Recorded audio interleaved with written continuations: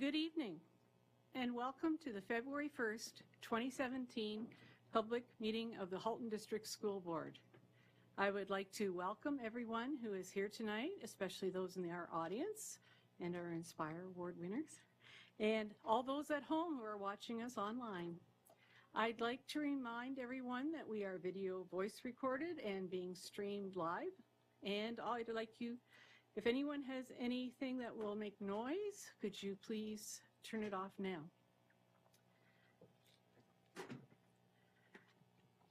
I'd also like to recognize we have regrets from Trustee Harvey Hope and Trustee Haj Ali. The Halton District School Board acknowledges and thanks the First Peoples of this territory and other Indigenous people for the use of this land in order for us to continue our work today. Thank you. I'm also going to go a little bit off script. I'd like each of us to take a moment to reflect on a recent event.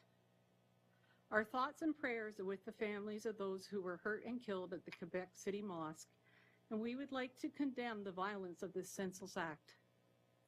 Here at the Halton District School Board, one of our goals under equity and well-being is we will advance a culture of respect for all students, staff, families, and community, and it is very alarming and concerning when these types of events happen. These events may impact us all, and there has never been a greater need to demonstrate that diversity and inclusivity, which form the heart of who we are as a community, as Canadians, and what we stand for as a school board. May I ask that we all take a moment of silence to remember the victims and their families.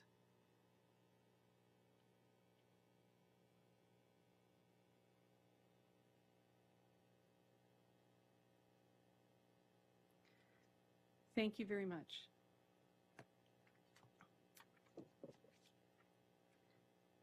I'd like to ask if we could have approval of our agenda tonight. Do I have any movers?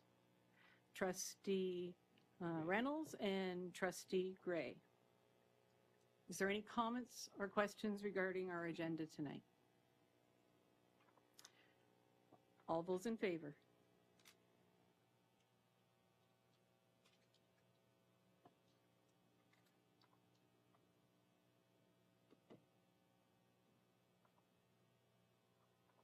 That passes unanimously. Thank you very much. Do I have any declarations of possible conflict of interest tonight? Seeing none, we are now up to our presentations. And I'm truly honored to say that we have some Inspire Award winners with us tonight. Tonight we're having a presentation of the Halton District School Board Inspire Awards. The Inspire Awards were created to honor people and groups who support Halton District School Board students in their achievements. The Inspire Award recipients have been nominated by peers, students, parents, or community organizations. These individuals and or groups are caring, innovative, and creative, and are exemplary in taking initiative to make a positive difference in the lives of our students. So tonight we are honored to have two individuals at the board meeting. So I would like to invite family and friends to come up and take photos during the presentation, and then you can meet your award recipient in the lobby directly after the presentation. And I'd like to ask the recipients to stay at the front so that a group photo can be taken after all of the recipient awards. So can I ask that Trustee Pappen come up? I would also, our first Inspire Award winner is Lisa Janik. Lisa has been the frontline staff in the office at Tecumseh Public School. She approaches the situations with students, staff, and parents with compassion, caring, and a positive outlook. Lisa has gone above and beyond in creating a safe and supportive school environment at Tecumseh, welcoming students and parents, and helping to build partnerships between home and school. She has demonstrated how one person can make such a positive impact to the well-being of others. Lisa made a lasting impression on the school community at Tecumseh, is now on the front line at Mohawk, and will continue, I am sure, to build strong relationships in her now school. Congratulations, Lisa.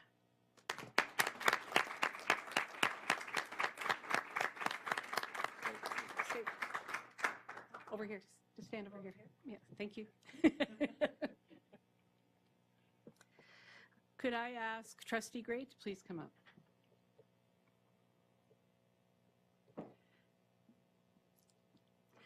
I'd like to ask our next Inspire Award winner, Joanna Anderson, to please come up. You can tell Ms. Anderson genuinely cares for each and every student within the school and beyond. Her nomination was submitted from a student who knows that Ms. Anderson got her through a difficult time, taking the time to talk things through, taking the time to get to know this student, providing a ray of sunshine when things were feeling pretty dark. This nomination for Ms. Anderson was also submitted by the parents of this Georgetown student. They felt Ms. Anderson was the perfect candidate for this Inspire Award. Congratulations, Joanna.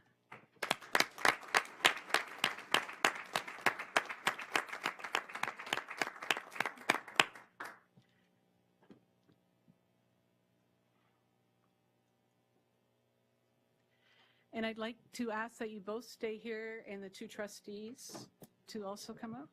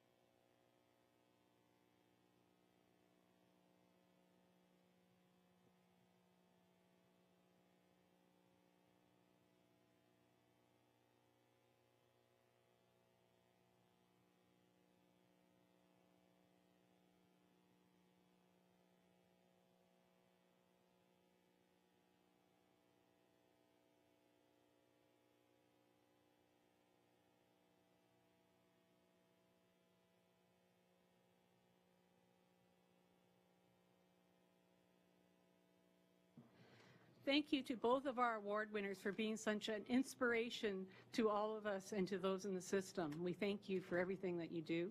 And I know there's a lot of others out there in our community that will also inspire us. So we encourage everyone to nominate someone they feel inspires them. It can be a parent, a teacher, a student, or even a community member that helps out and makes a difference in the lives of our students.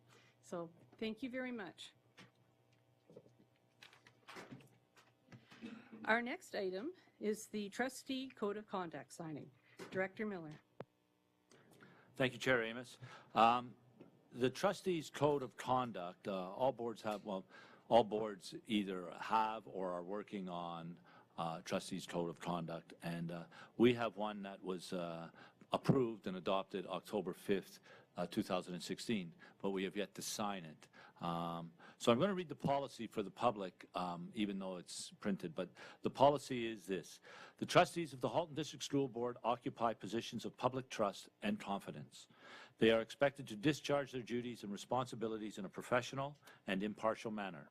Their behaviors are guided by integrity, impartiality, independence, accountability, transparency, leadership, responsiveness, honesty, confidentiality, legality, and respect. As a result, every trustee of the board shall uphold the letter and spirit of this trustee code of conduct.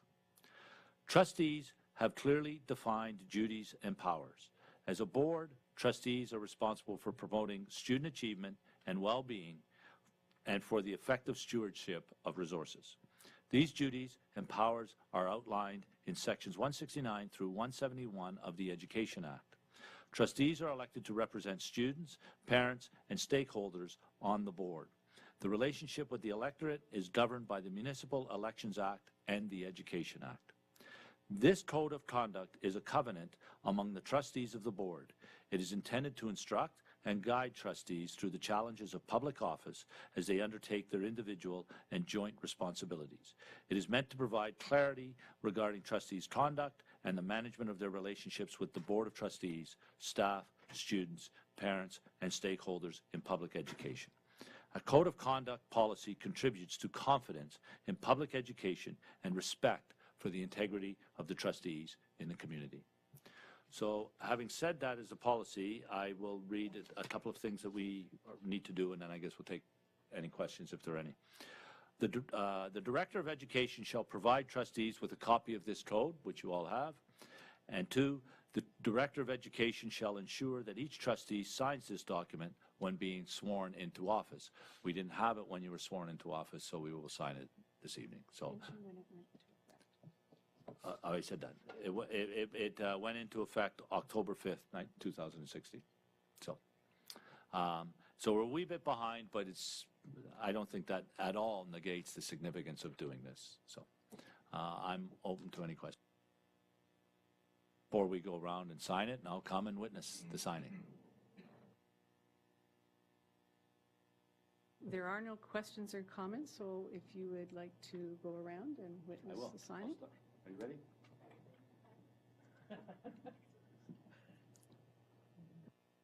And I'm aware that Trustee Harvey Hope isn't here, so the director will catch her when she gets back.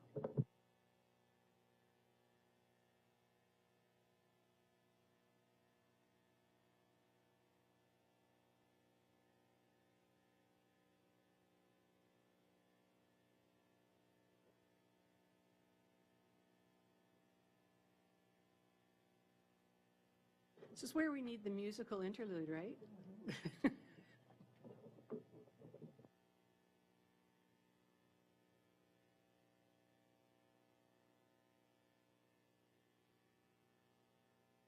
So you have 2 copies, one for yourself and one to give to the director.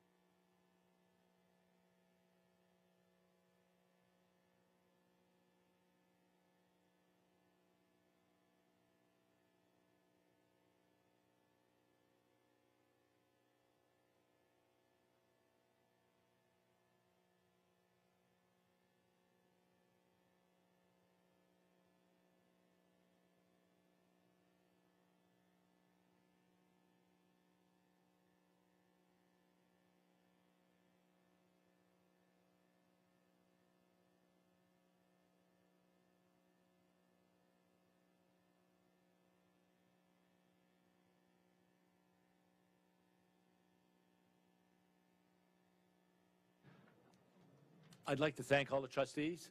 I would acknowledge, though, I think the code of conduct is highly significant, in particularly around public confidence. But I would say, working with this particular group of trustees, there's the integrity and all the other characteristics that are outlined in the code of conduct do not need a signature from working with this group of people, because we witness it every time we're at a board meeting. So thank you.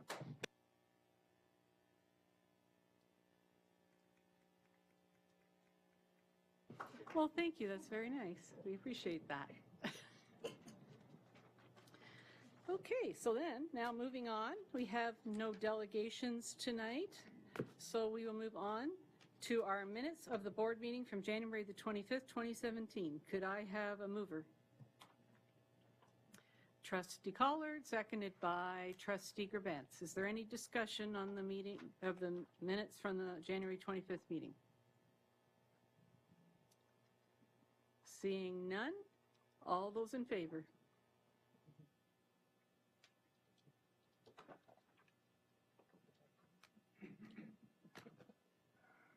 That passes unanimously. Thank you very much.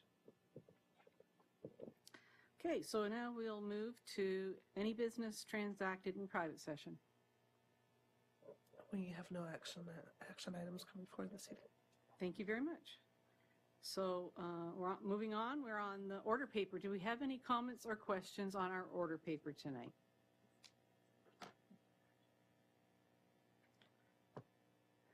Seeing none, we will move on to action items for tonight. The first action item is the redirection of students in Halton West. Superintendent Blackwell, report 17008 on page 12 of your board package. Superintendent Blackwell and Superintendent Etoff.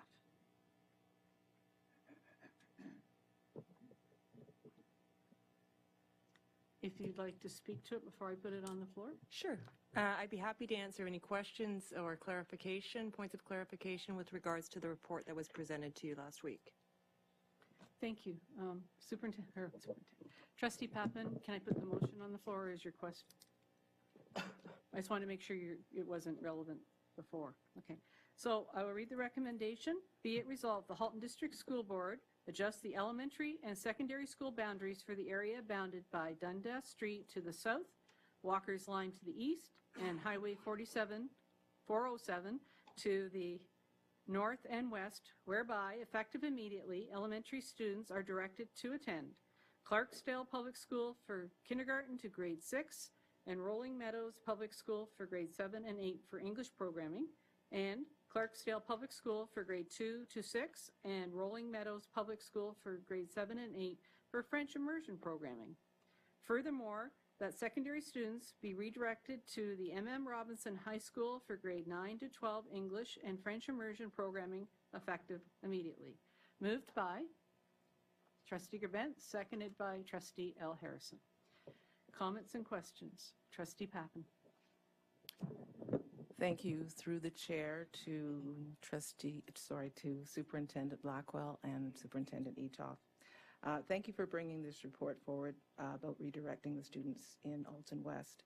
The report articulates the need to redirect the students in a way that will support the students remaining together as a cohort as they move from junior kindergarten to grade 12.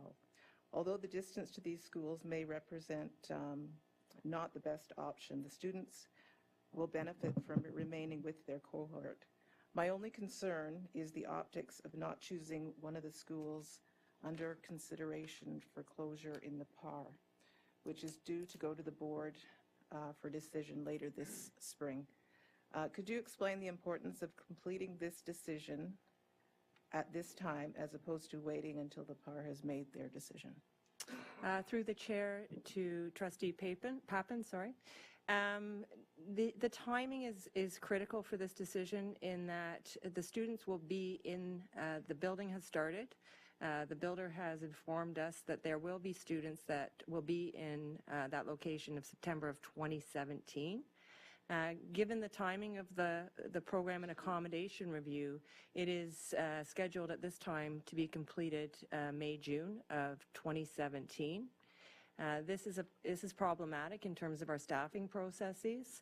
Right now, our secondary schools are receiving their enrollment projections, and so the staffing processes, which take place in February and March, need to be in place for students coming September of 2017.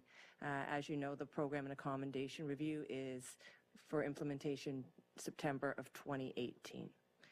The other, if I may speak to the other optics around Lester B. Pearson and Robinson as two of the schools involved. When we did look at the options, we had 8 elementary options. Within those 8 elementary options, they fed to both Pearson and Robinson, as well as one where it was Pearson and Robinson. We did look at the options. We used our criteria as articulated last week. And as you previously mentioned, keeping cohorts together is a major priority for us. The other piece that's really important is in looking at that community, and we had talked last week about the community being all together, and in this recommended option, all of the community is together for K to 6, as well as 7 and 8. All the students will be in the same school, and that fed into Robinson. So usually the decision is based on the criteria that we did have, but we did consider both of those schools. Thank you, Superintendent Blackwell, and I also want to thank Trustee Grebenz for following up on some of the information she received from the Boundary Review Committee. Thank you. Trustee Reynolds. Thank you. Excuse me.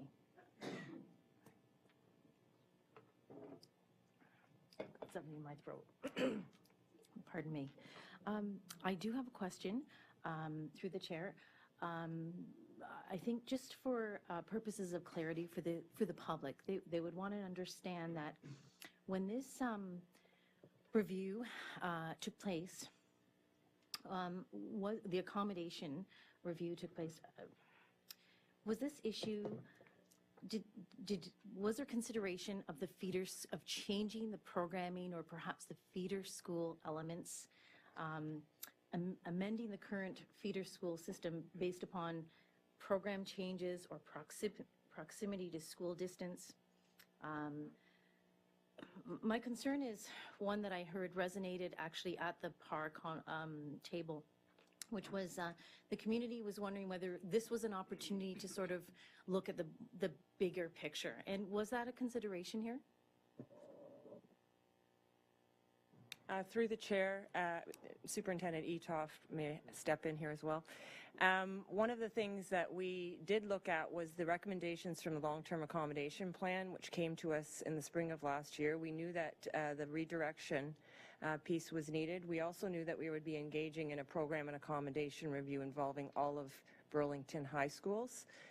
Given the redirection mandate and knowing that we were not moving students that currently are in our elementary schools, this seemed to be a prudent approach. We also recognize that within our system, engaging in a program and accommodation review, engaging in a redirection for that area, as well as a boundary review in Milton, with respect to the staffing pieces and all of the decision-making pieces that need to be in place for that.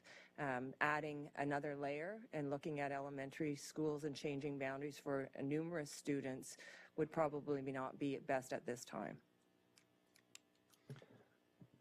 Just and through the chair, I would just further add that another complexity that was certainly considered was the fact that the Board of Trustees made a decision last June with respect to French programming, and so we're in the midst of rolling that out.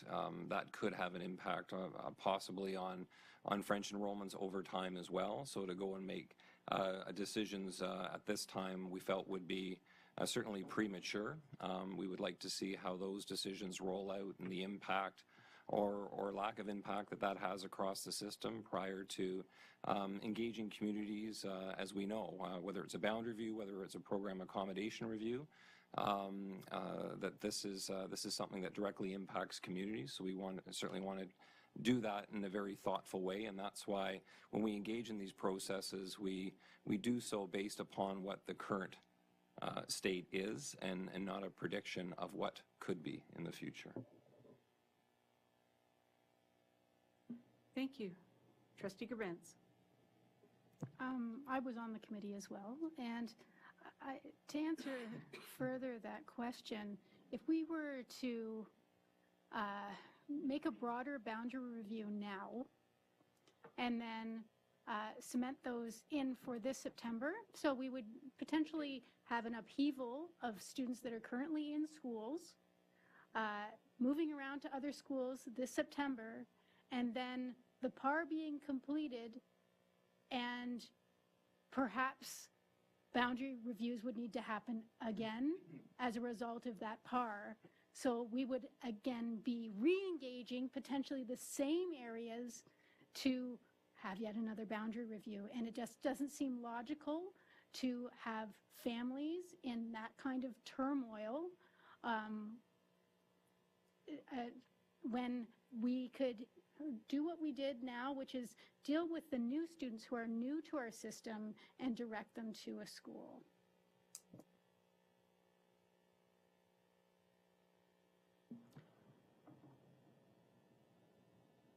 Thank you. Trustee Reynolds. Thank you, through the chair. One other question I have with respect to the projected numbers.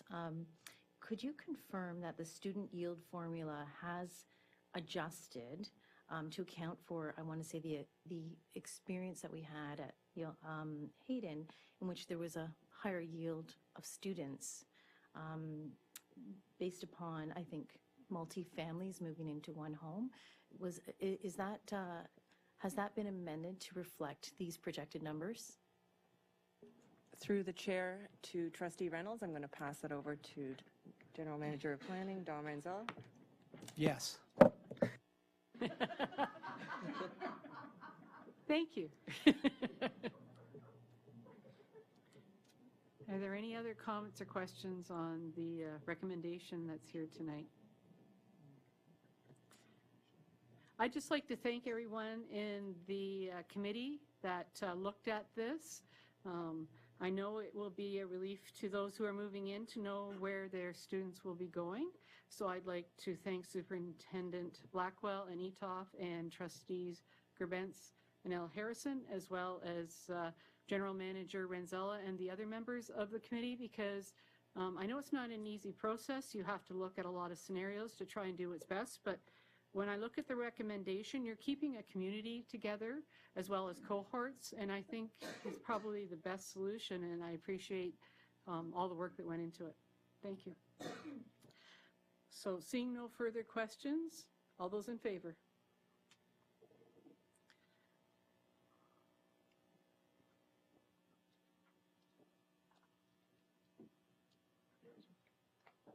And that passes unanimously. Thank you again to everyone who was involved in the process.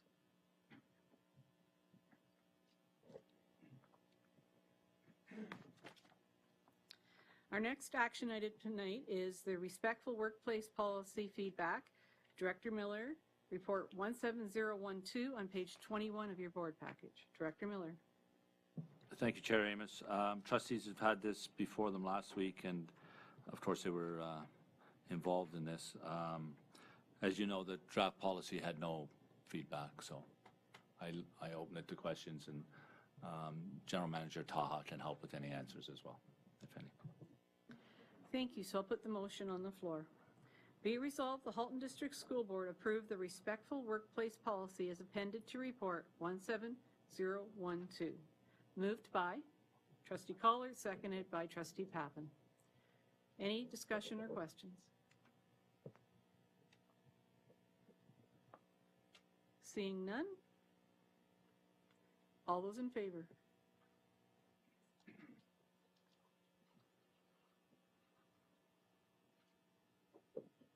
And that passes unanimously. Thank you very much.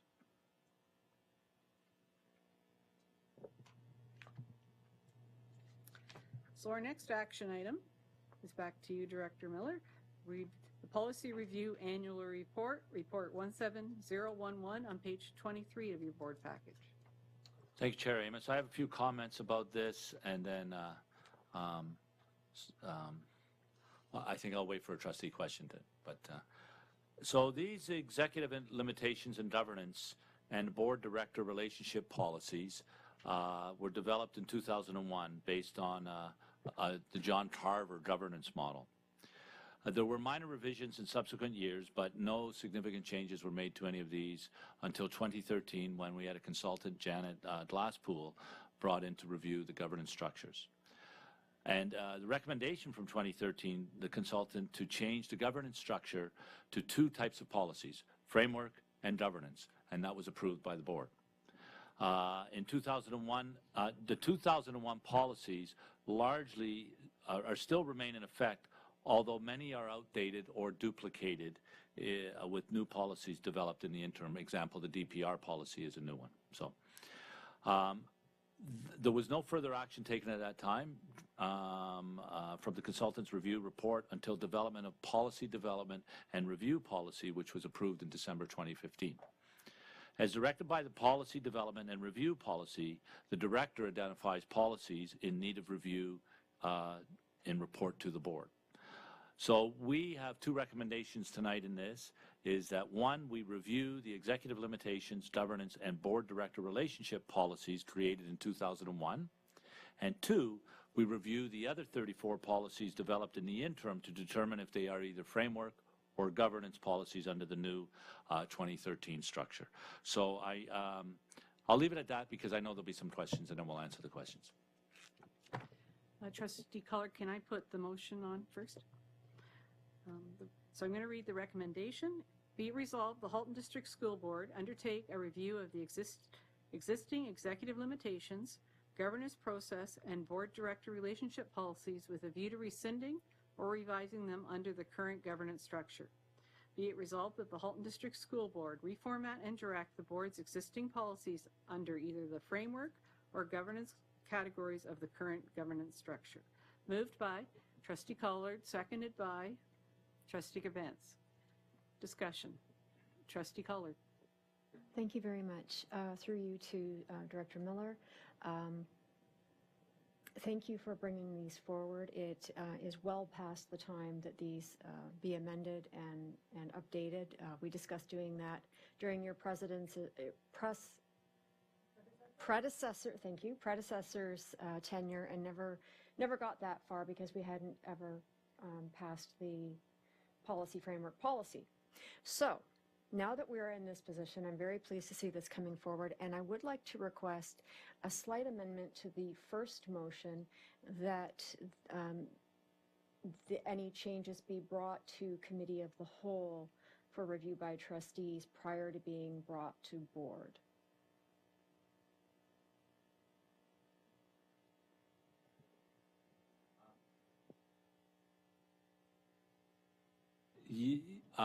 Through your chair, Amos, to Trustee Collard, our intent was to bring them to board and then board to refer them to Committee of the Whole, but you're basically saying the same thing here. Whatever the will of the board is, that's fine with us. Absolutely. And we would also say the policies belong to trustees.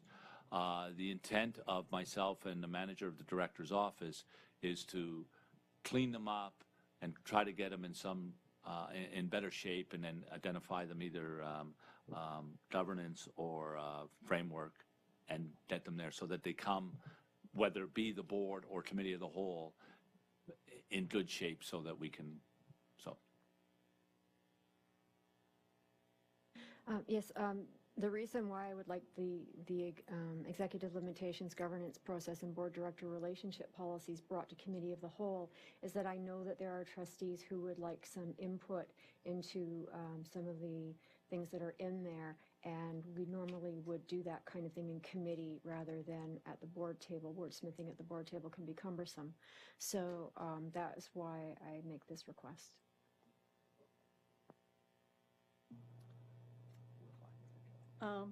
It doesn't say where it's coming back in the actual recommendation. I believe that's more in the background. Is that not right? I can comment on that. Chair Amos, it was our intention to bring them to board, but understand that there's a good chance that they would have been referred to committee of the whole anyway. So this is probably just a little more efficient in terms of. Are you okay with that, Trustee Keller? Yes, I'm No, I meant to have it as noted in the minutes that that's what will happen and not as part of the recommendation. sure. Yeah. Okay. As one of the only trustees that were actually around when the first limitation, their executive limitations and some of the other pieces were formed, and there's only 2 others in this room that were part of that process, it is well past time. And the Carver model was a very negative model, and so we need to have them couched in a more positive framework. So I'm looking forward to having the work done. Any other comments or questions? Seeing none, all those in favor?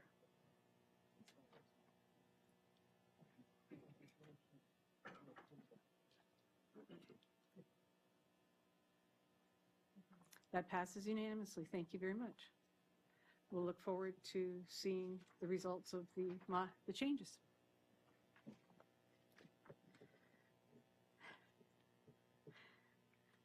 So our next item is communications to the board and our always awaited student trustee report.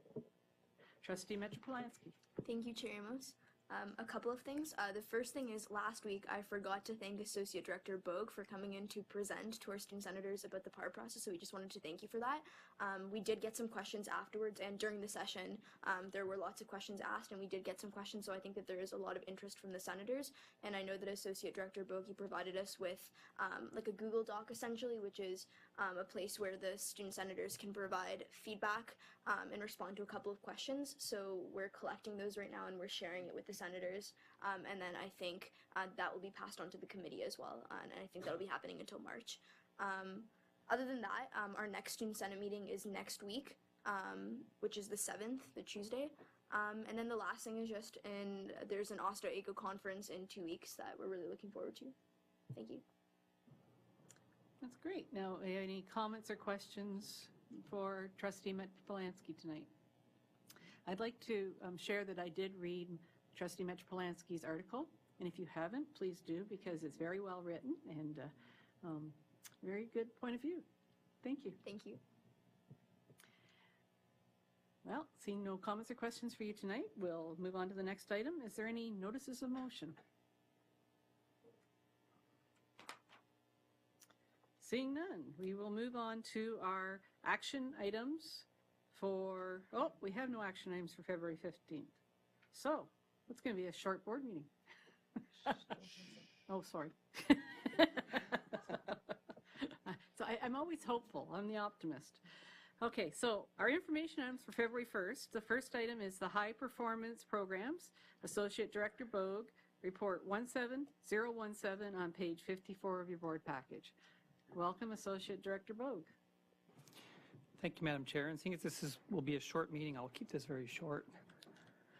Through you to trustees, this is the high performance report that I know you've been waiting for.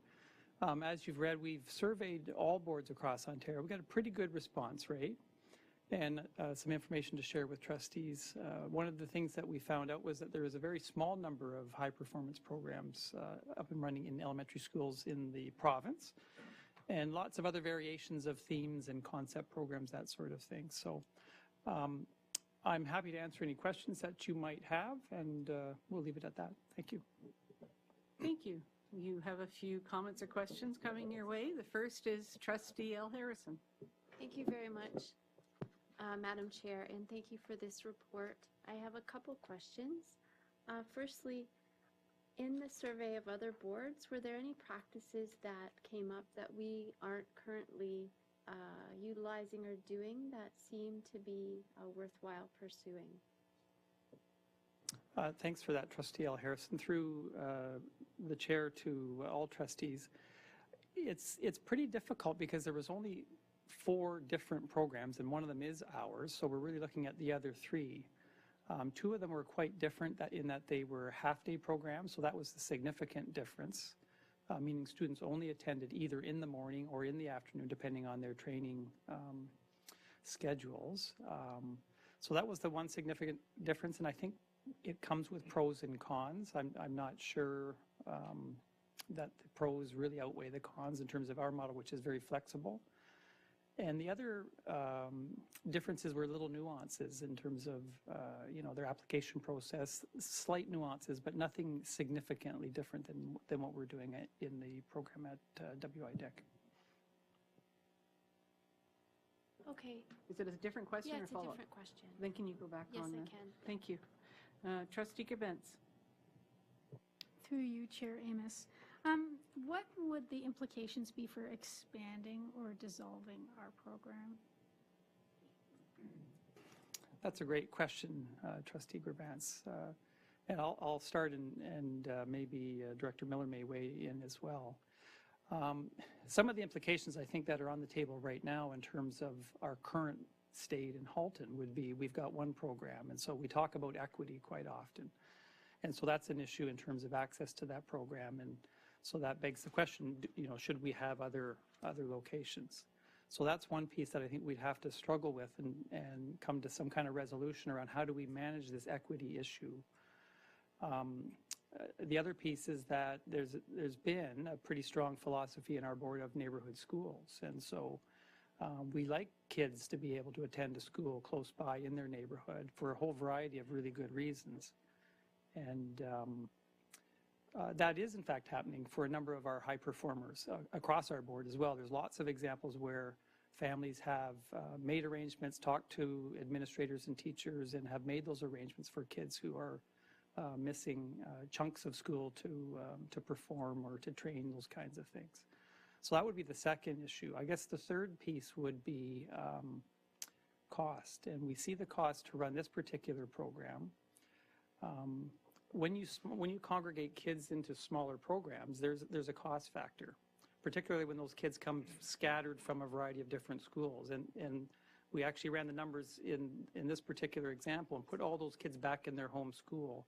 And it didn't impact the staffing in their home school, but when we congregate them, we've got to hire a couple of teachers. So in terms of an expansion piece, we need to look at the cost factors to do that, the number of kids in different locations. Would we be adding another 2 or another 4 teachers at significant cost, particularly coming into budget time when we might be looking at reducing some in some other areas. So those would be the 3 areas I would say in terms of some of the implications. Is that a follow-up? Okay, as long as it's a follow-up. With regards to expansion, have we actually looked at what the need is in the board, in our board, with regards to, are we meeting, do we know all the students that might want to access a program like this? Through you, Madam Chair, to Trustee Gerbentz, I'm not sure we've put that out as a question, but we are certainly aware. I mean, we are aware of some students from outside of Milton that attend our WIDEC program. There is a small number, so there are obviously kids out there. And we are aware that there are students that are high performers who are in our regular school settings as well. I don't think we've been able to quantify that. I think that would be difficult to do without broadcasting and asking that question. And we've not done that. Director Miller. I'll weigh in on that too, through you, Chair Amos, to Trustee Gerbentz. It would be certainly difficult to get that information because we would have to have a good idea of where we wanted to place the school, first of all. Well, not first of all, but as a, because the answers, we'd have to have pretty clear criteria on what elite looks like, whether it be in the arts or sports. We'd have to have a pretty good idea where we were planning on locating that school because some people may say yes, but when they have to drive from one end of the town to the other end, they may say, no, I don't want to do that. So one of our concerns, if we were to go out and try to get that information, and the only way we could really get it is to survey, we might be raising expectations that this is the route we're going, and we haven't made that determination yet. So, thank you. Trustee Collard. Thank you. Further to Trustee Gerbentz's question, I know that a number of our schools in South Burlington and Southwest Oakville have many, many empty pupil places, and there has been a great deal of interest from the Oakville and Burlington communities in expanding this program, and I would be supportive of a motion were someone to want to make one to survey and find out what the need is so that we know whether or not the need is sufficient to expand the program.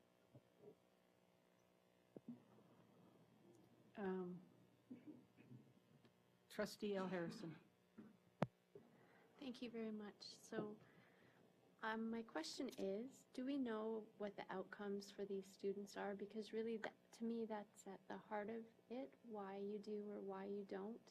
And we do have students who are under both scenarios, being accommodated in their home schools and who are in a specialized program. So is there a sense either from our board or from the others that have been surveyed, does this congregating help with their academic, social, their outcomes?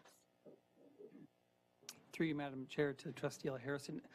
That's a great question. I know we've struggled with that question in some cases around some of our specialized special education classes as well. It's a really difficult question to answer because there's so many variables. We've got a small number of kids compared to our larger population, so that's one thing. So there's a variable there. And secondly, to know how that particular student or students are doing in the program versus how they would have done in a regular setting. We just don't have, it's pretty difficult to look at that. We could compare one high-performing athlete in a concentrated program versus high performers in their home school, but again, the kids are different and the numbers are small, so it makes for a lot of challenges. I can certainly tell you anecdotally from my conversations with these schools that the kids tend to be pretty motivated kids. They're on a program, they've got a regimented schedule, they have to have some level of self-discipline. So they do tend to be pretty good students, is the feedback that I received, and that would be my experience as well. But whether that environment has had a significant impact on their academic achievement or not, we haven't got that information. Thank you. Trustee Gibbons. As you know, I've been contacted by parents with regards to the program at WIDIC, and the evidence that I have at this point for an expansion of this program is anecdotal at best, and I think I'd like to put a motion forward to actually get some more concrete numbers with regards to what the need is in our board for potentially expanding this program. And I would say, in a survey form, specifically asking, the grade level that the student's currently in, what their specialty area is and at what level they're performing at, so that we can discern, rep hockey versus competing at the provincial or national level at something, or looking at some sort of arts qualification, and currently what school they're attending, so we can look geographically at where they are, taking into account those kids that are at WIDIC that would normally be at a home school, so we can get a good idea of what's going on. Thank you. Trustee Daniele. Thank you very much. And I understand what you're coming from, and I understand your wish for such a survey, but I know just as personal comfort, I would prefer if maybe you could bring it to the next meeting in a written form so that we could discuss parameters and we knew what it was going to cost the board, both in money and staff time, and so that way, because tonight, if you bring it forward tonight, I will have a great deal of difficulty supporting it because I don't know any of that, but if it came to us with an idea of what would be involved, I would be a little easier for me if you don't mind. Thank you. Vice Chair Graves. Thank you. I would struggle with such a motion at a time when we're undergoing a special education review that's looking for efficiencies in our system. And we know we have budget cuts on the horizon for another year. And we know that this is a program that does require financial funding. So I would struggle at looking at that at this time because, and I know the word need is used, and when I think of need, I think of needs in terms of what do students need to be successful in their education, and I'm concerned about getting students with special educational needs, giving them what they need. And this is a layer that's a little bit different. So I'm going to struggle with those two things happening at the same time. Thank you. Trustee L. Harrison. Thanks, Madam Chair.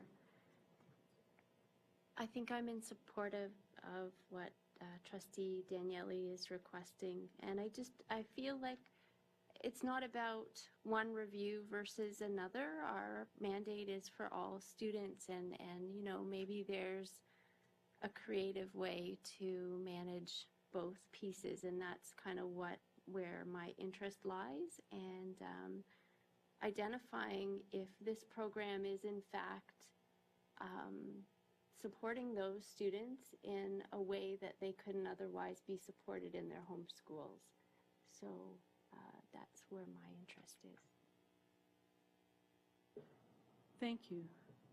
And seeing no further speakers, I have a question first for Associate Director Bogue. On the bottom, there's a chart, but it doesn't say, is that by date? Like, is that 2 different years? Because it has students' place of residence and number of students, and there's side by side, but I'm not. Location.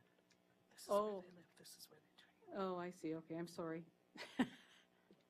I didn't read it right. I thought it was a duplication of the 2. Okay, so I'm going to express some concerns about a potential motion at this time too.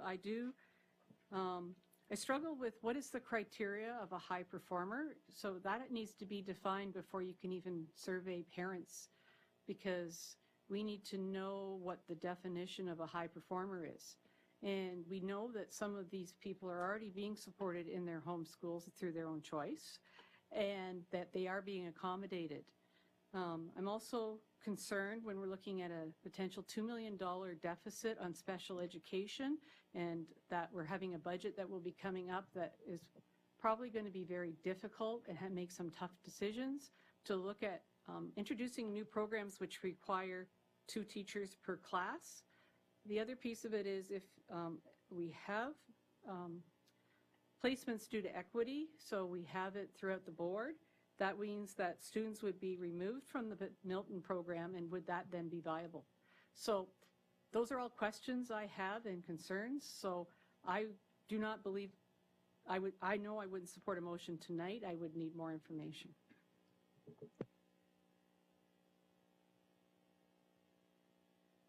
Trustee Gerbentz. Should we refer this back to Committee of the Whole for a discussion?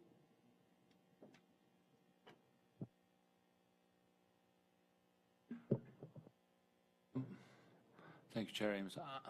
I'm not sure, we might be premature going to Committee of the Whole, because I'm not sure what we're looking for yet.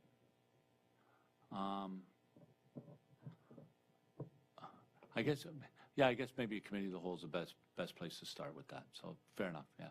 Let's put a Committee of the Whole, and then we can see kind of how we're doing. I would comment, one of the reasons that this is in around the province, this kind of program is in very few elementary schools, is because of it's more difficult to implement in elementary schools without a cost. you generally need some staffing costs and so on in elementary schools, and the program being, the academic program being a little more prescriptive. In secondary schools, there are some of these kinds of schools around secondary, but with classes being sections, there's some inherent flexibility that allows for easier than in elementary schools. So it is one of the challenges, and then it works in some areas, but there's always that fear, and particularly a place like Milton, even though the W.I. Dick area is not one of the real growth areas in terms of population, that if all of a sudden the population starts to grow and you've got this program in there, you can't displace the home school or the home students, so to speak. So, but anyway, let's look at the committee of the whole and hash it out and see if we can figure out how to move forward to take a look at this. I'm totally fine with that. So are you making a motion to send it to this for discussion to committee of the whole? Do I have a Point of order, can I ask my question before such a motion is made? sure? Thank you. Trustee Collard. I'm struggling with the idea that we don't have a definition. We already have this program. This isn't a new program. We already have a program, so we must already have a definition of what a high performer is. And so if we already know what a high performer is, we don't need a definition because we already have one, unless I'm missing something. Because if we're serving 41 students right now at W.I. Dick, 22 of whom live in Milton, and the other 19 of whom live outside of Milton, it says to me that because of the location of the program, that's why it's doing so well where it is. Like it's attracting the students from the area. I'm at a loss as to why we think we don't know what a high performer is when we're providing this program to 41 students. Associate Director Bogue. Yep, through you, Madam Chair, to Trustee Collard and trustees.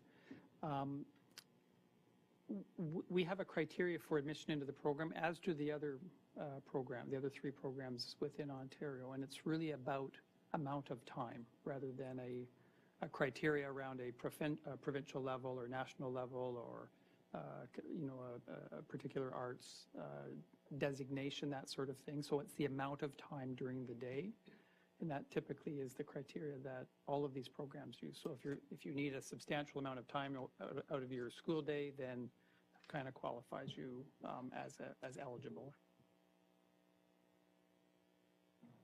Thank you. Is there any other comments or questions? So I believe we have a motion to refer it to committee of the whole for discussion. Do I have a seconder? Trustee Oliver. Is there any discussion on referring it to committee of the whole? Seeing none. Do you have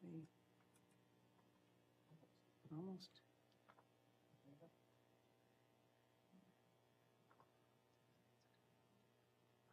All those in favor of referring this discussion on high performance programs review to committee of the whole? Trustee Gerbent, seconded by Trustee Oliver.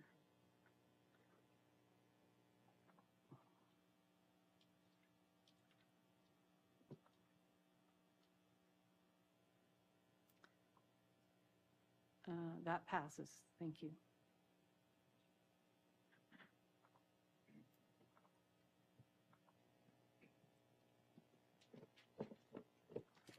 All right, so our next item is the Trustee Expense Policy Schedule 1 update.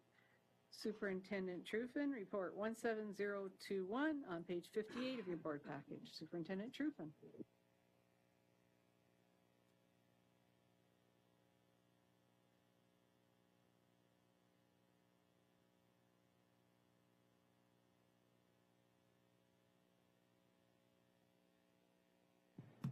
Good evening, trustees. You have the information in front of you. I'd be happy to answer any questions that you may have. Are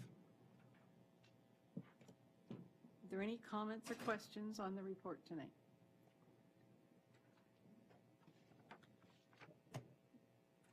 Seeing none, I'd like to thank you for reviewing the policy. I believe that it was a timely review, as the last time it had been looked at was 2014. So thank you very much for doing that. So we're now on to our next item, which is school-generated funds, student fees, Superintendent Bierman, Report 17019 on page 60 of your board package, and joined by Associate Director Bogue. Welcome, and when you're ready. Great. Thank you. Through the chair, this report is presented at this time every year.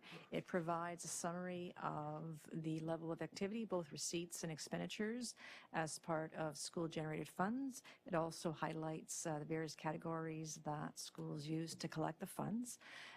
There's commentary with respect to the carry forward of funds, and certainly any specific questions relating to schools and the processes used by the schools for these funds. The superintendents of schools or the associate director would be pleased to answer any questions. Thank you very much for your report. Are there any comments or questions about summary of school-generated funds?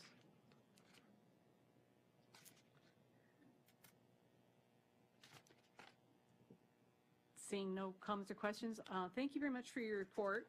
I'm assuming that we will not see any schools standing out as we have in the past, potentially in the newspaper, because of some of the fundraising is higher at some schools than others? Through the chair, there certainly have been inquiries in the past with respect to media regarding various schools, and we provide information accordingly, and certainly there is reporting, in the newspapers, and there are, different levels of activities at various schools, but as an in-council, we address that accordingly. Thank you very much. And thank you for your report. So we're now up to committee reports. Do we have? Just going to skip you. Well, I'm sorry. The admin procedure update, Director Miller, Report 17018 on page 67 of your board package. Director Miller. Thank you, Chair Amos. We only have one tonight, copyright fair dealing. And on the second page, and I will refer to Superintendent Salmini for any questions, there's a big bold bit there, which is an addition to our admin procedure. So, thank you. Are there any comments or questions for Superintendent Salmini regarding the copyright fair dealing? Well, seeing none, well, thank you very much for all your hard work on this and bringing it up to date. So now we're up to committee reports. Do we have any committee reports tonight?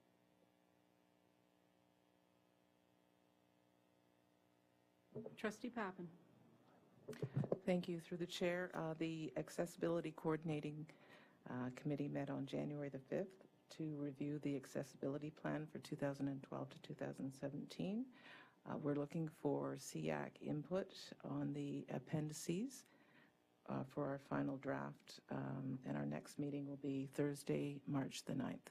Thank you. Thank you. Trustee Daniele. Thank you very much. I just want to say that last week we had the final working committee of the Martin Street Boundary Review, and I'd like to express my thanks to Superintendent Truffin and Newton for their work, as well as Don Manzella, who I don't think is with us anymore, and Lorraine and Mitch. The hard work done by our staff to reach the conclusion that we did was quite extreme, and I want to say thank you to them and to all the parent volunteers that came out, and my sidekicks, Trustee Graves and Gray, for their hard work.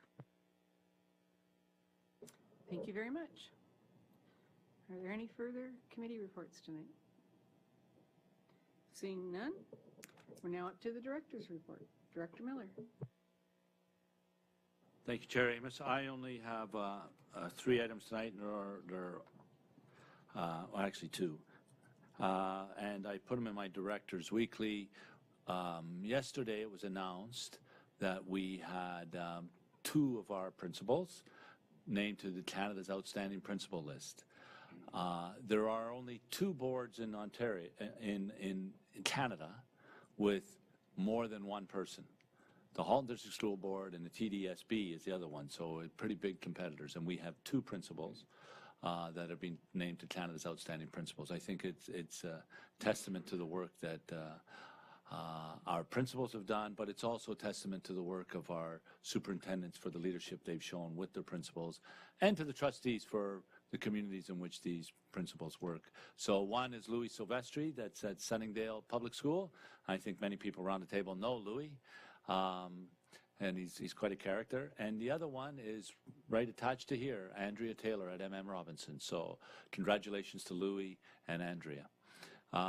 We also had one of our educational assistants, Scott Graham, did a phone call from the Governor General awarding him the Meritorious Award, Service Award, which is it's a pretty, shall we say, scarce award. And it started off as a military award, then it became a civilian award. And it's for Strott's 25 years of service in leadership and helping kids understand bullying and through bullying and advice through bullying. And Stott has been an EA in this board for many, many, many years. So we're really pleased about that as well. So congratulations, Stott. And the only other item is I've done it before, I'm going to do it again. I want to compliment the trustees and their initiative around Inspire Awards. They're truly working. They're inspiring our staff. I happen to work with both of the individuals that received their award tonight, and they were both, from my perspective, ideal candidates and deserving. But I think a lot of credit needs to go to the Board of Trustees for coming up with that award, because it's enhancing the culture of this board. We hear our staff talking about it. We hear all these other things. So I really want to thank the trustees for their work on that and applaud you for recognizing the great work or creating a vehicle to recognize the great work of our staff. So thank you. And that's it for my report. Thank you very much. Oh, sorry. No, sorry. I got one big one. I forgot all about it. Go ahead. Sorry. I've got it written here, though, David. As you know, we were to give a verbal update. Superintendent Zonnefeld was going to give a verbal update tonight on the Spec Ed review, and then the report will be coming, I believe, March 1st. As we're all aware, Superintendent Zonnefeld's not here this evening, but Associate Director Bogue can give an update, a verbal update on the Spec Ed review. And I know Trustee Oliver sits on that committee, so she can weigh in at the end as well, or whenever. So. Thanks, Director Miller. Yeah, I think trustees know that Superintendent Zonneveld leads this work with 2 research consultants. We've gone through a bit of a process here, so I'm just going to highlight the big picture pieces for you, and I know Trustee Oliver will be able to answer questions as well. Part of this review has been to engage the Ministry of Education in collecting some data, both provincially and regionally. And this is really sort of groundbreaking work, I would say, in that it's been very difficult to get that information from the Ministry of Education in the past for a variety of reasons, but they're quite open, I think, to working with us on this. And so they've been very helpful in giving us provincial data so that we can use that as for comparison purposes for our board. So some of the kinds of things that we've been digging into are comparing the HDSB to our local boards and provincially in things like, I've just listed a few here, like our percentage of students with special education needs, percentage that are identified versus those that are non-identified, percent identified by various exceptionalities, so we're breaking down into specific identification areas, the different placement types, the percentages, those kinds of things, and how our kids do with special education needs on EQAO assessments. So we've got data for our board, we've got regional data and provincial data. So that's kind of setting the framework for our work in this area in terms of comparing how we're looking in terms of how do we resource the numbers of students, those kinds of things with boards outside of us. And we've got this data for both elementary and secondary, girls and boys, and by geographic area within our board. After this sort of initial work, the consultants went to work, and they're still doing this work around cost analysis, so that work is ongoing. They've enlisted the support of our business services folks in trying to understand the costs associated with a variety of different placement types and different services, those kinds of things. So that work's not complete, but they're digging into that work. They've held focus group meetings with a variety of different groups as well. So aside from this sort of quantitative data, the kind of data that mathematicians like Kim like to look at, they're looking at the perceptual data. So they've met with administrators, they've met with SEAC members, CERTs, the student services folks. EAs are tomorrow, and they're going to be meeting with PSSP, our professional services staff as well, just to get their opinions around challenges, what's working well, what's not working so well, those kinds of things. For student voice and parent voice, trustees may be aware that a survey went out to our parents. That went out and closed. That survey closed earlier this week. And the next step is to send out a survey to students. And that survey will go to the parent email address. We're trying to figure out how do we get this information to students, and how do we know if the students are able to complete this survey independently or not. So we decided to send it out to parents with a message: please pass this survey on to your student. We want your student's voice, and if your student needs assistance, by all means, assist them in walking through the questions. So we'll have some parent voice and student voice. And that'll come back early next week. So that's really shaped the consultation to involve kids, parents, a variety of different staff groups, and then all that number data. I think the consultants now are in a place where they can start to pull that together and kind of guide us to the next steps. And so I don't know if Trustee Oliver has anything else to add, but I think this is sort of phase one. We may have more questions actually from the data that we're seeing than answers, but this has been a really, really solid phase one of this review. We've got some really good data. Thank you very much for that report. We'll look forward to the report that comes to the board. Director Miller. Also, a couple of more items. I'm going to refer to Superintendent Cullen around a good news story. Thank you, Superintendent Miller. Trustees will recall that they have approved a motion regarding the award of the tender for the Kielburger addition. We have been waiting anxiously for the ministry approval, and we did receive that the other day, and more importantly, received the full funding for it. So that was the 10-room addition, the greenhouse, and of course the relocation of the portable. So it was a fairly sizable ask of the ministry. So we did get approval for that. That's great news. Go ahead. Thank you, Chair Amos. We also had the pleasure yesterday of having the Minister of Education, Mitzi Hunter, come to our board. She visited Odnawi Public School, and I wish you could have all seen as the kids sang, the choir sang, and the band played. It was great. It brought a tear to your eye, and it was great. And then the minister toured classrooms, saw kids in the tech area building catapults and cars, and grade 4, 5, and 6 students. Then we went to French immersion classes, and then she sat and chatted with our staff, including myself, chair of the board, some superintendents, principal and vice principal of the school, and some other superintendents. So we want to thank Minister Hunter for coming to the board. We very much appreciate it, and we are publicly asking you to come back, because all our trustees would like to engage you in conversation and show you their schools as well. And I have one more item, and it's at the beginning of this board meeting, Chair Amos asked for a moment of silence when we talked about the Quebec situation. I think these situations are always very difficult for boards to determine how to respond to them. And I would want the public to know that we did respond as quickly as we could. We at Admin Council, which is executive council of all the superintendents, myself, the associate director, and various other people, that the conversation around the situation in Quebec and the horrific shooting occupied a good chunk of our time on how we respond. As a result of that conversation, we got messages, a letter to our principals with how they could get resources, how they could access, and advice for them on how they could deal with the situation. They were also alerted that around increased CYC support or social worker support if necessary. We also, our communications department also liaised with Teresa Wilson, who is our mental health lead, and she had her team ready to go into any schools that required it. And that information went out to schools fairly quickly in the morning. It went to all the principals, and of course they acted.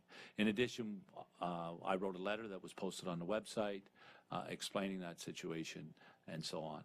And you also, all trustees need to know that Principal Mary Jane Farish and I signed cards and wrote notes to all the mosques, and Mary Jane Farish delivered them personally to all the mosques in the Halton region as well, to the imam or whoever, an Islamic cultural center. So it is something we wrestle with, and how we can best support our kids and how we can, you know, augment the fine work that goes on in the house with parents and their kids on how they do this.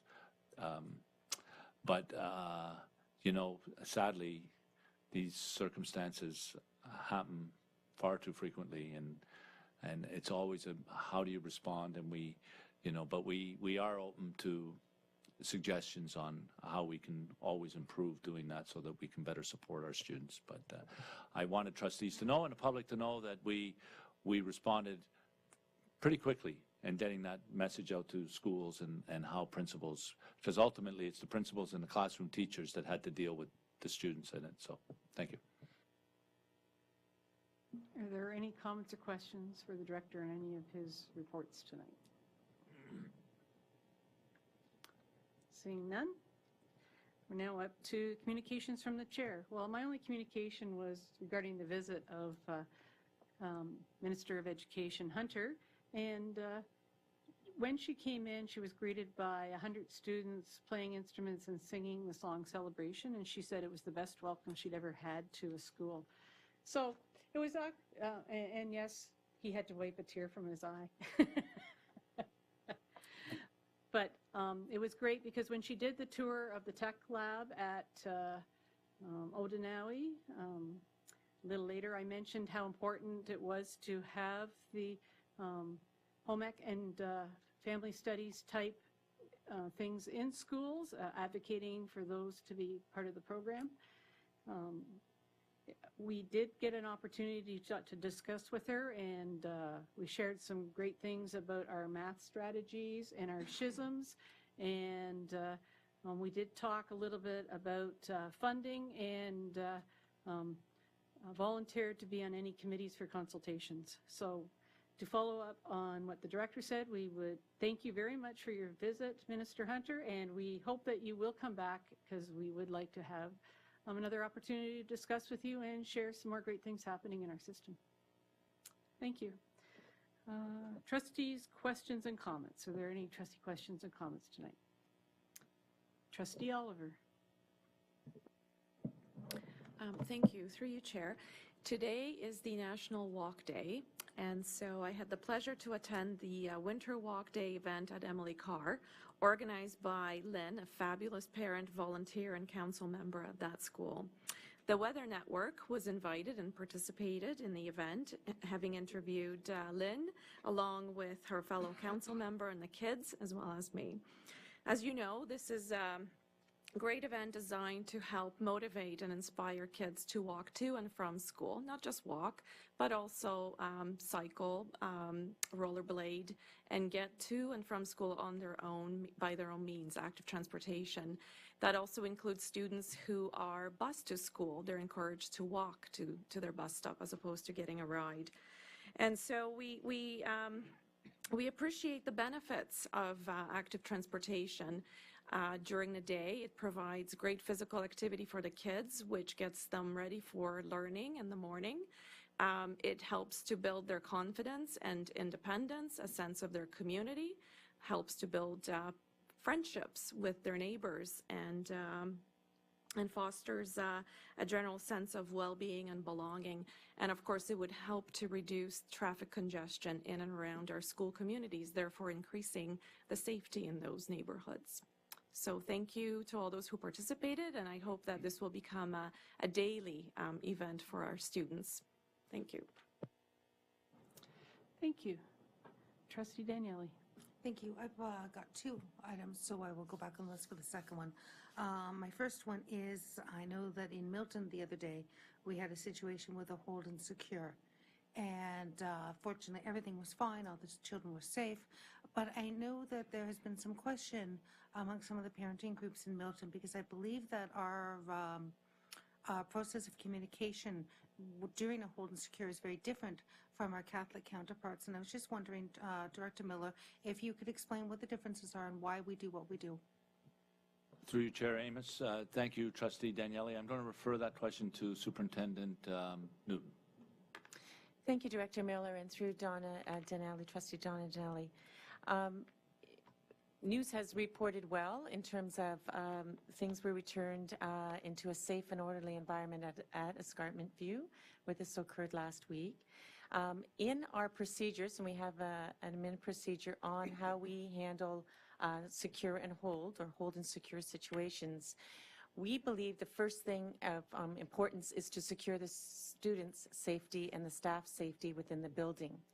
So how we orchestrate that is to obviously contact the director's office, and then we have a whole protocol through that along with the police. So we were notified by the police that they were in pursuit in the area, in the neighborhood of supposedly a home invasion, and that they could be armed. And so to that extent, the principal was put into a hold and secure with her staff and students, which means that they're not released into the play yards, and that basically learning continues as always, but that nobody is coming in or leaving the building until that has been released by the police.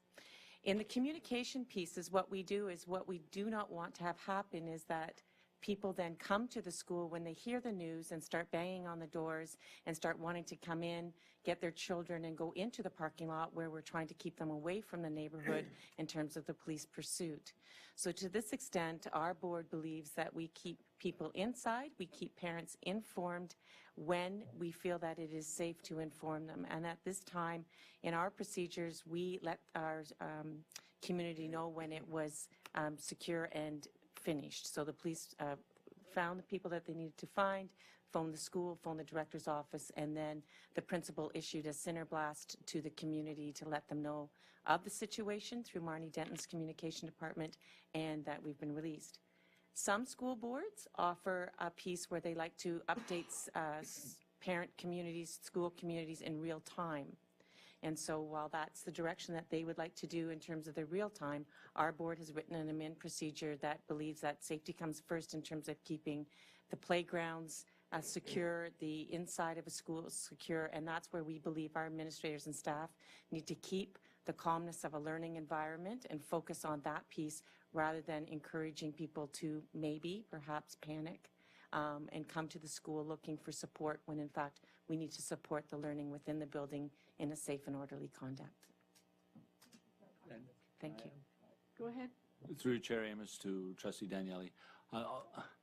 It also, if we, as Superintendent Newton says, the students are clearly much safer in the school than out, particularly when we go into hold and secure, it's in consultation with the police, and essentially it's the police that say go into hold and secure. The police need to do their job as well, and if we have parents and community members and even the media showing up at the school, the police are now also dealing with that as well, while we have the students. And the students are the safest in the school, and the principal has things to do as well. They have to do certain things. So doing the real-time updates adds something and may, well, I'm careful how I say it because I don't want to be sounding critical of another board, but it may complicate things. Let's put it that way. Thank you. Trustee Gray. Right, through the chair and to Superintendent Ito.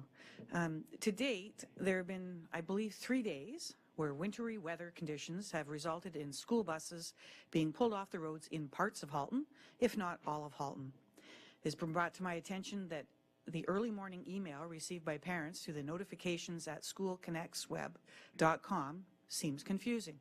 For example, on January 10, the message received from parents was, "Today is January 10, 2017. All Halton District School Board schools are open, but transportation is canceled for all schools in the Halton District School Board." Now, parents just reading that first sentence would get the impression all schools are open. However, a subsequent sentence went on to read, "The following schools are closed because the majority of students are bused: Brockville, Kilbride, Limehouse, Pineview, and Stewarttown Public Schools." This has provided a little bit of confusion, and I'm wondering if, in the interest of clarity and less confusion, would you please comment on any steps being taken to provide parents and students with clear and timely messaging around the cancellation of transportation and schools being kept open or closed? Thank you.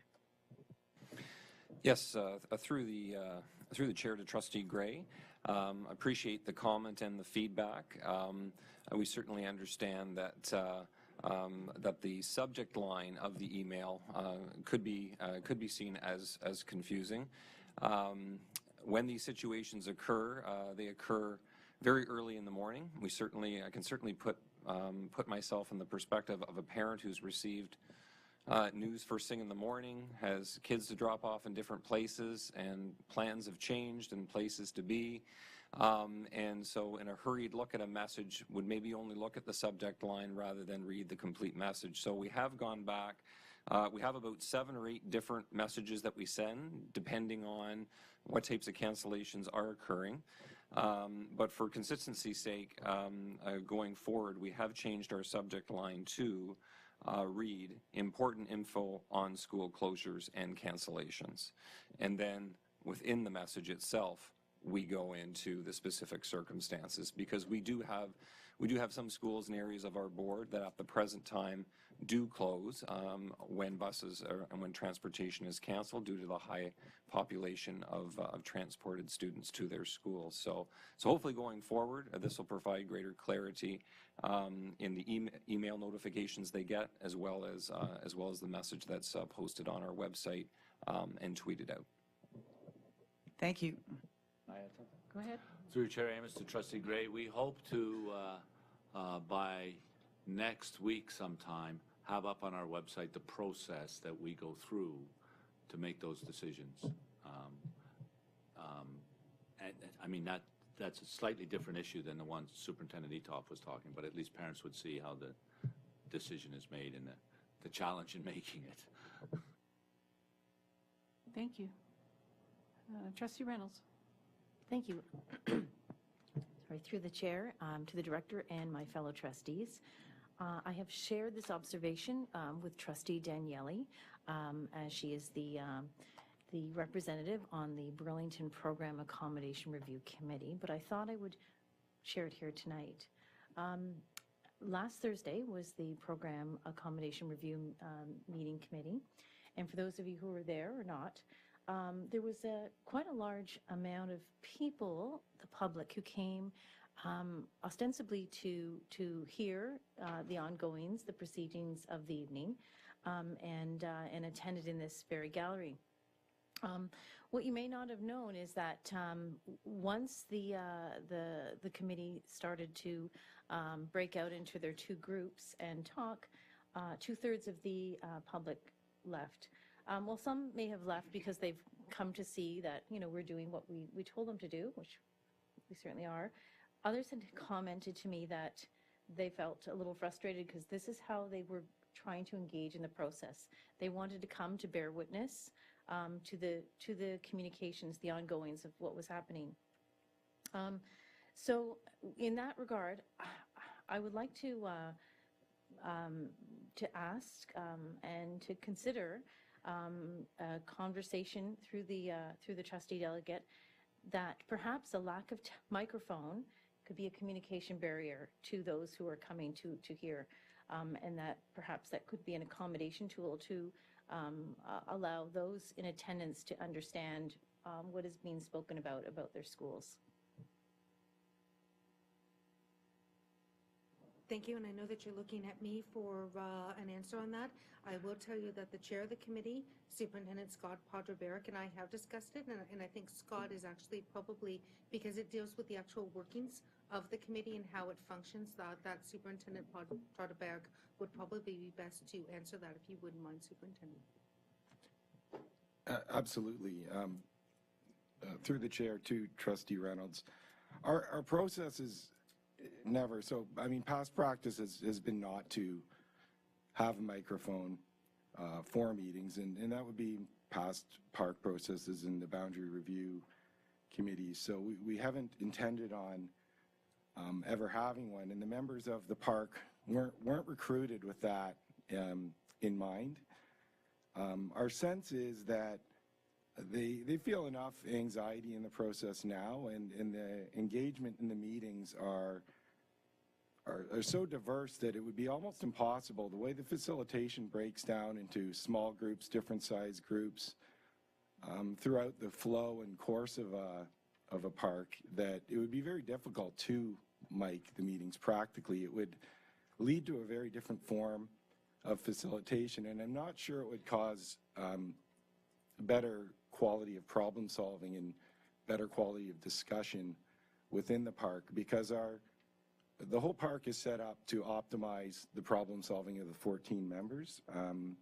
The transparency comes through the posting of the minutes, which we put quite detailed minutes, and then the emails between minutes through the public, where is the best way to engage with the park, because the framework is set up where there can be no communication between the park and those in the gallery. So for those reasons, we hadn't really looked at microphoning the procedures. We feel it would almost stifle conversation in a sense.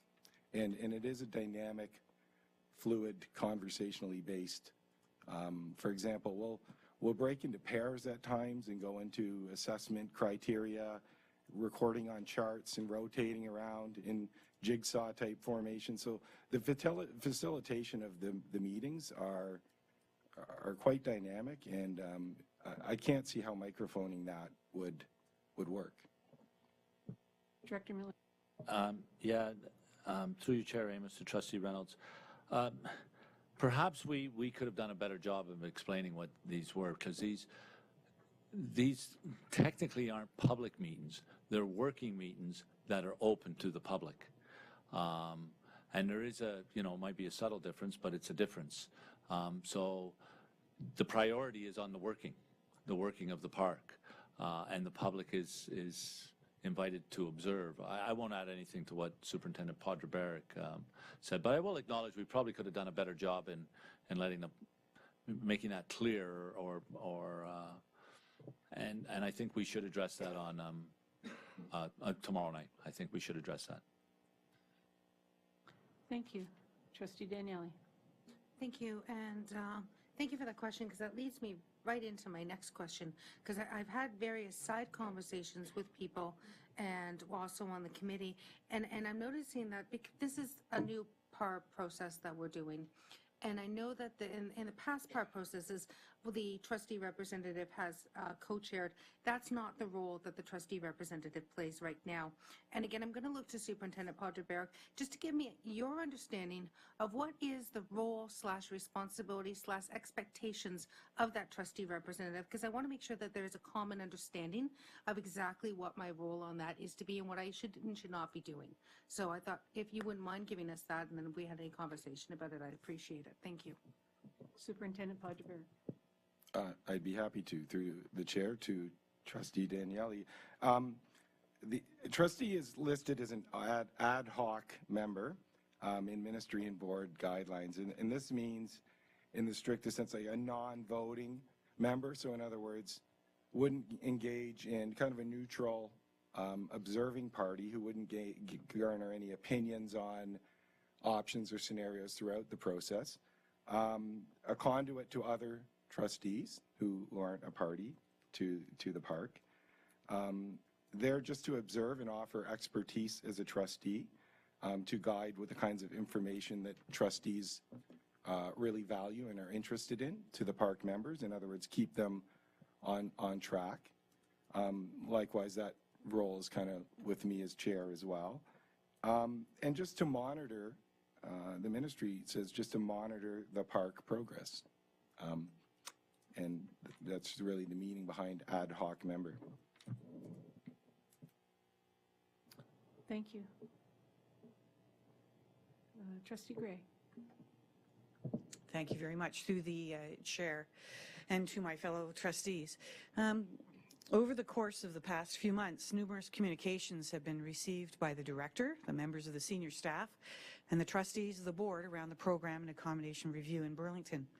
I wish to compliment the staff for their work on this ongoing review. I would especially like to acknowledge the director for his work on addressing the many challenging questions on this complex issue, and for always making himself available to discuss the program and accommodation review with individuals firsthand. Director Miller, through the written responses you have made to the members of the community and have shared with the trustees, I find the manner of your responses to be informative, highly professional, and very transparent of the process that is in place regarding the PAR. I want you to know that I appreciate your work on behalf of the students and parents in Halton. Thank you. Thank you. Thank you. I think we all echo your sentiments and very well expressed, Trustee Gray. Are there any other trustee questions and comments tonight? Seeing none, could I have a motion to adjourn? Trustee L. Harrison, seconded by Trustee Collard. I guess nobody wants to really go home. Again, before 9 o'clock. All those in favor?